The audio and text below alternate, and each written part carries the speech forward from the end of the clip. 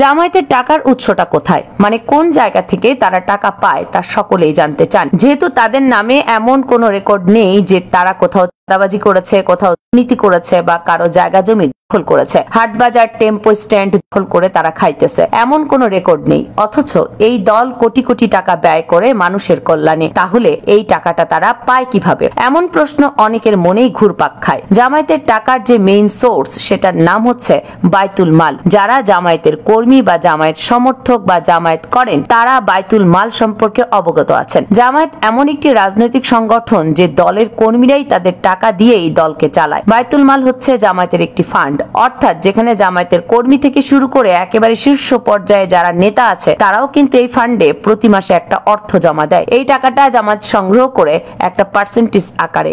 যেমন আমি এক চাচাকে দেখেছি, উনি জামাতের খুব ভালো পর্যায়ে দায়িত্বশীল একজন নেতা। তো আমি দেখেছি যে তিনি প্রতি মাসে জামাতের ফান্ডে, মানে বাইতুল মাল যে ফান্ডের কথা বলছি, এখানে প্রতি মাসে উনি 5,000 করে টাকা জমা দেন। জাস্ট উদাহরণের ক্ষেত্রে বললাম। তাছাড়া যারা জামাতের বড় বড় নেতা আছে, যাদের ব্যবসা প্রতিষ্ঠান অনেক বড়, আয় ইনকাম অনেক বেশি, তারা যে কি পরিমাণ দান করে সে কথাটা আমি নাই বললাম। এবার আমি আপনাদেরকে একটা হিসাব দেখাই। ধরেন কম করে হলেও পুরো বাংলাদেশে জামায়াতের কর্মী আছে 10 লক্ষ। তো এই 10 লক্ষ কর্মী যদি 1 টাকা করে দেয়, বলেন তো জামায়াতের ফান্ডে কত টাকা আসবে? 10 লক্ষ কর্মী যদি 1 টাকা করে দেয় তাহলে ফান্ডে আসবে 10 লক্ষ টাকা। এরপরে জামাতের এই ফান্ডের যদি 10 লক্ষ কর্মী 10 টাকা করে দেয় তাহলে জামাতের ফান্ডে প্রতি মাসে আসবে 1 কোটি টাকা।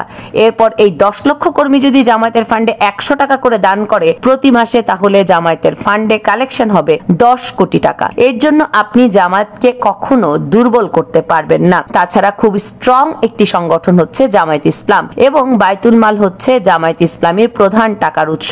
জামায়াতের আয়ের আরেকটি উৎস হচ্ছে জামায়াতের অনেক প্রতিষ্ঠান আছে। উদাহরণস্বরূপ যদি আমি বলি, যেমন বর্তমানে ইসলামী ব্যাংক রয়েছে, এরপর আরো অনেক প্রতিষ্ঠান আছে। এই সমস্ত প্রতিষ্ঠানে কিন্তু যে শেয়ার মার্কেটের উপরে চলে, যেগুলো পাবলিক লিমিটেড কোম্পানি, এগুলো কিন্তু জামাতের নিয়ন্ত্রণে। তো এই সমস্ত কোম্পানি থেকে যে প্রফিট হয়, ওই প্রফিটের 10% জামাতের ফান্ডে চলে যায়। বড় বড় কোম্পানি যেগুলো জামাতের অর্থায়নে চলে, এই সমস্ত কোম্পানি যে প্রফিট করে তার 10% জামাতের ফান্ডে দিয়ে দেয়। আর এভাবে কিন্তু হিউজ পরিমাণ একটা আর্নিং হয় জামায়াত ইসলামী। আর এই সব অর্থ দিয়ে জামায়াত ইসলামী তার সংগঠনের গরিব ছাত্রদের পড়াশোনার খরচ থেকে শুরু করে সুন্দরভাবে জীবন পরিচালনার জন্য খরচ দিয়ে থাকে, এবং এই অর্থ দিয়ে জামাত নিজের দলকে পরিচালনা করে থাকে।